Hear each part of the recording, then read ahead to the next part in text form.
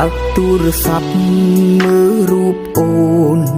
ចាមិនភ្លេចគ្រាយើងផ្ដាំស្នេហ៍បងសន្យានឹងមាសមីថាមើលថែអូនមួយជីវិតតែពេលឃើញស្រីស្អាតស្អាតចិត្តសង្វាត់ប្រែព្រួមិនគិតធ្វើឲ្យអូនឈឺក្រំចិត្តឲ្យវមិតទឹកភ្នែកអត់ហើយខលទៅអិចឆាតទៅអិច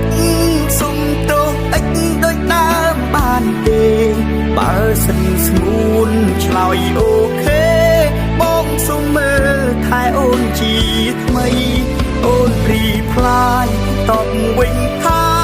ពេលនេះជីវ៉ាមានគេក្រាស់ហើយមិនអាចដូចដើមវិញឡើយអើបងអើយគីល្អខ្លាំងណាស់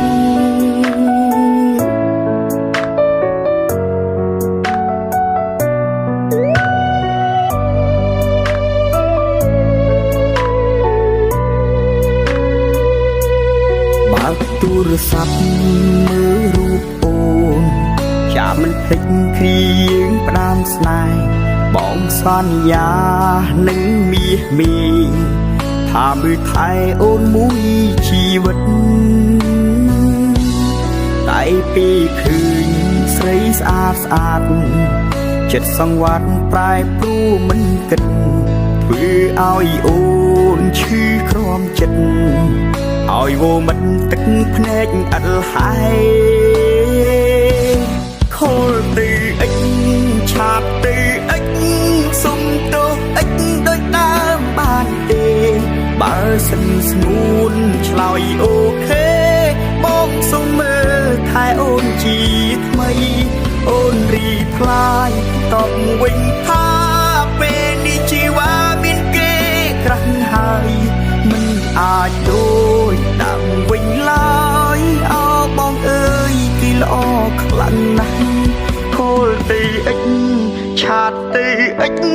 សុំទោសអិចដូចដើមបានទេបើសិនអិចឆ្លើយអូខេ